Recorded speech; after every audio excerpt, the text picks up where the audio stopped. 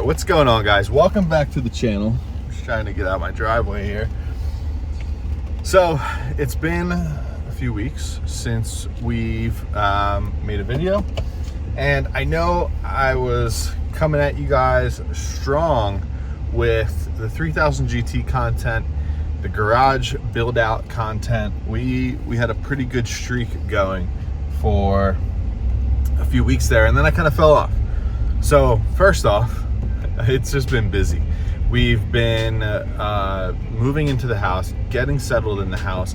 There hasn't been much car stuff going on at all, and we've just been trying to unpack from the giant mound of boxes and things that we have in our new house. So with that being said, I mean, like, I'm talking to the extent, like, me, Morgan, and her dad, we refloored our entire house. So that's where our time has been being spent, is doing stuff like that doesn't really involve cars or the garage. But I'm running out right now. We are going to be installing a new part on the car, on the CTS-V tonight, and preparing it to hopefully go to the track this weekend and drift this thing. Now, I haven't drifted since October, and it's probably gonna show, but I need to get back to the track when I can, because I'm trying to practice, get some practice in this year for an event I want to attend.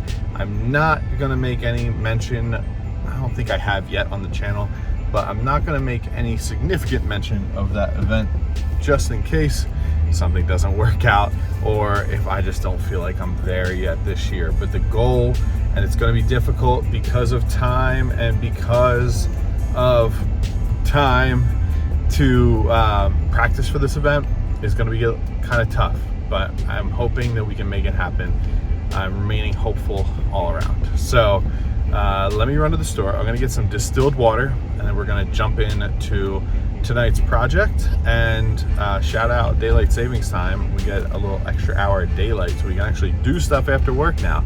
And then so we'll jump into that, and I'll give you guys a quick little walk around of what we got going on at the new house. So to the store we go.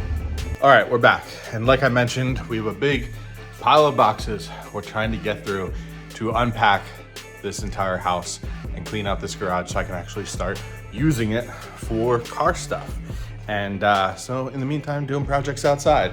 Same with my workspace back here, all that. So anyways, we got these nice new rad hoses from Bono Specialties, and it's a new product that they're selling for the V1. So let's take a look in the engine bay here. So it's an upper and lower rad hose from Bono Specialties. We have our upper and we have our big awkward lower here, and we're going to be replacing the stock upper hose here, and we got our lower hose down there, which both of these are actually new, so I am going to save them. I don't know if the lower is new. I'm pretty sure that I got a new lower hose too. I definitely did. And I'm going to save them for the street car, because the hoses on the street car are the original hoses. So I'll keep these on hand. This one's like 4 months old. So we are going to start by pulling the rad. That'll probably make it easiest for me here. I have a different rad support set up in this car, but it'll involve this bolt, and pull off this steam line kit. And then I also am going to be getting rid of these stupid tension clamps. I hate them, but I don't honestly know why I put one on here. I probably didn't have a big enough hose clamp on deck, and I think all the other ones are hose clamps. So I'm probably just going to be switching to all matching hose clamps. I have some new ones in the garage. This is a new rad in here, so the old one cracked. Pretty typical for these things. But yeah, let's get started. I'm going to start with disassembling everything here, and then probably going to open up the lower rad hose first. And thankfully I just run water in this engine bay, or in this cooling system, so I'm just going to drain it out. We don't run antifreeze. So yeah, let's get to work. I'm going to start by doing the steam port right here. Just undo this hose clamp.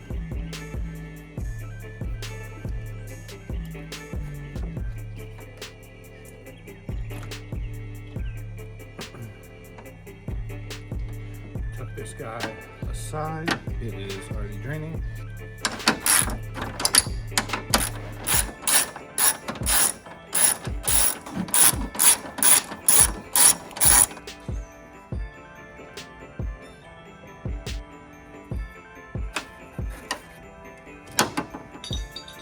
So with the bottom side disconnected, you basically drain the entire radiator and everything from the thermostat down. Now, in this car in particular, I don't run a thermostat, I run a restrictor plate.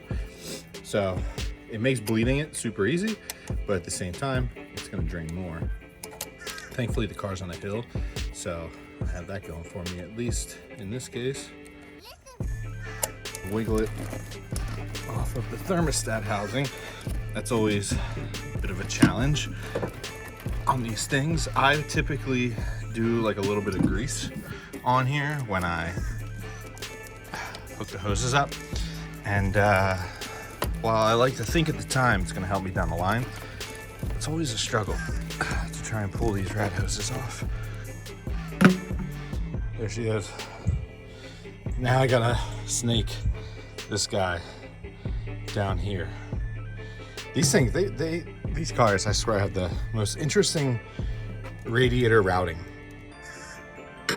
I almost just wish they used a radiator that had the outlet down there. That way they just had a line coming straight up into here. But instead they got this goofy crossover to the opposite side. I'm like out of breath after doing that. So grab some wrenches or pliers here. I can take this tension clamp off. Well, that's gonna go with the hose. And then we can just get this out and get the top hose off. Like so. Give her a toss. That's for you. All right, now we need to feed the rearmost line down in between the crank pulley and the brake line here, and then around and get it on to the lower rad hose. Oh, nice. All right, actually sliding through a little easier than I thought it would. Let's hope that stays the case.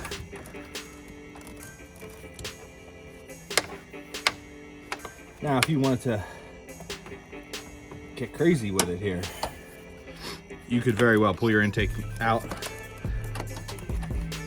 and get yourself some more room. But I like to make things difficult for myself. So that means intake stays.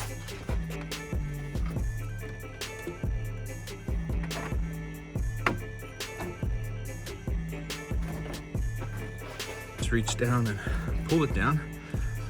And then it looks like if I just get this here, and just get the push down there, it looks like we should be in. I'll have to push that, tuck that down in place a little better. Once we're like on, especially on the bottom side. So let me get some clamps, get us ready to hook it up here. All right, got some nice Harbor Freight hose clamps. Bought a multi-pack when I was putting the Mitsubishi back together, and honestly, it is certainly worth it. It's just like so many random things that I need clamps for.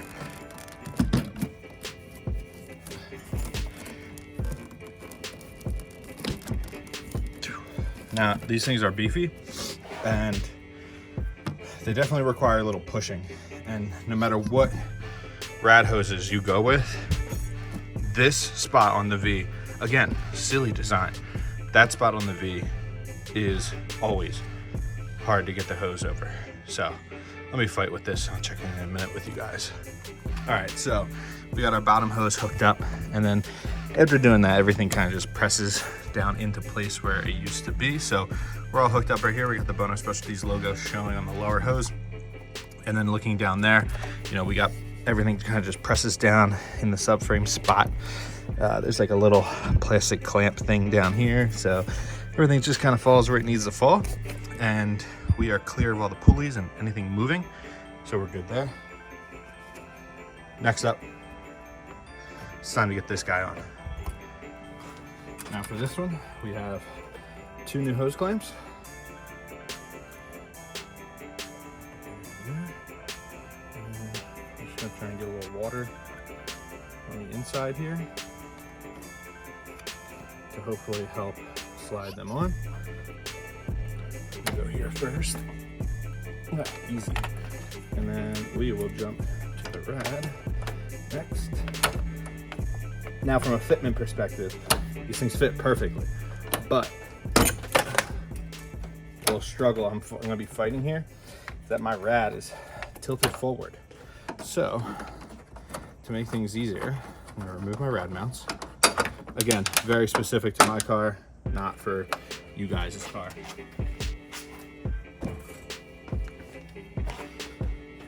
So to install, I'm gonna treat it like a regular car.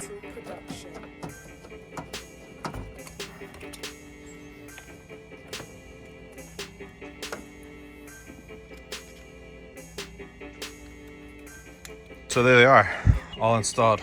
Upper, lower, silicone radiator hoses, looking nice.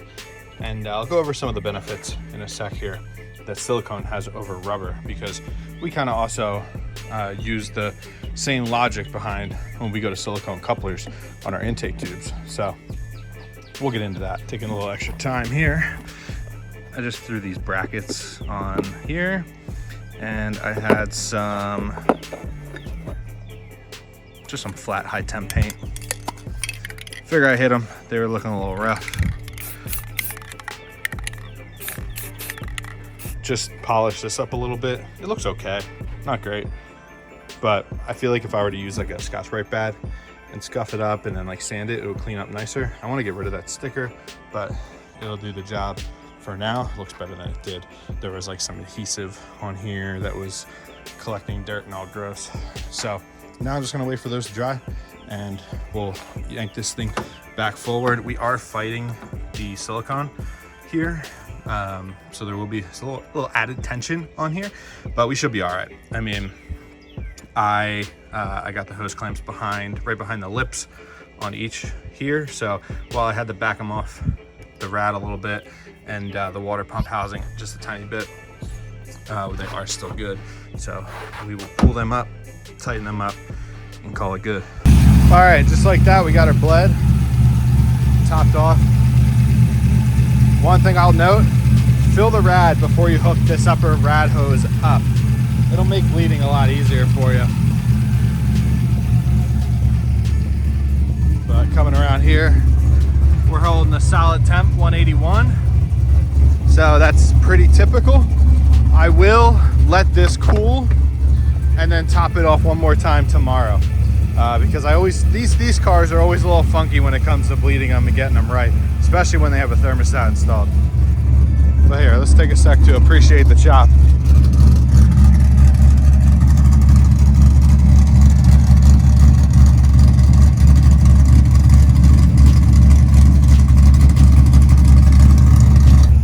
And just like that, it's cooling down, so we're good.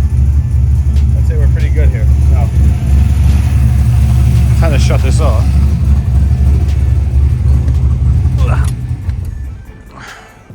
There you go. I don't want to annoy the neighborhood for too long. But I guess this is the nice thing for not having too many houses around, you know? So either way, we've got this all buttoned up. We have the Bono Specialties hoses, silicone hoses for the CTS-V1. We're going to be sending them some photos of these installed and whatnot. Very nice product, I will say. Very high quality, nice product. And you know, it's, again, I've mentioned the goofy crossover design, but it's easy to install. If you want to pull the rad, make your life a little easier, do it. But like I said, sometimes I like making my life hard. Silicone is more durable than the rubber. It is multi-layer. You know, you can see all those layers of the silicone in there. So just, it's nice. It's a nice part. I would 100% recommend it. We'll get some track testing and some driving on it so we can further test the product, but I have no doubts. Bono Specialties has been doing this for like the Impalas and I think some Dodge applications.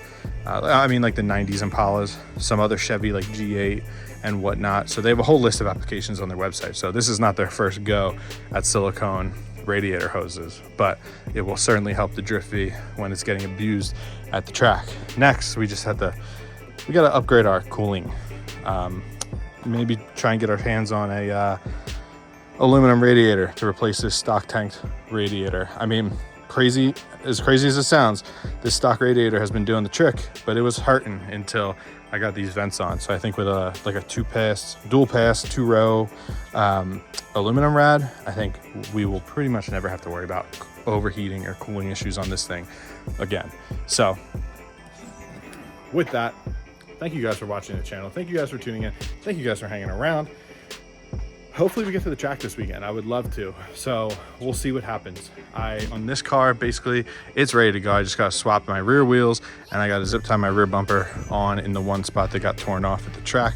But otherwise, we are pretty much good to go. And I'm gonna keep unpacking the garage at our house, and yeah, fun stuff. So exciting. Also, these are how the brackets came out. The mounts came out good, flat black, they match. This is shiny, everything looks good. Those brackets were actually annoying me for way longer than they should have. So I'm gonna stop rambling on. Thank you guys for watching. Make sure you hit the subscribe button. Hopefully we can get some CTS-V drift content coming soon, and see you in the next one.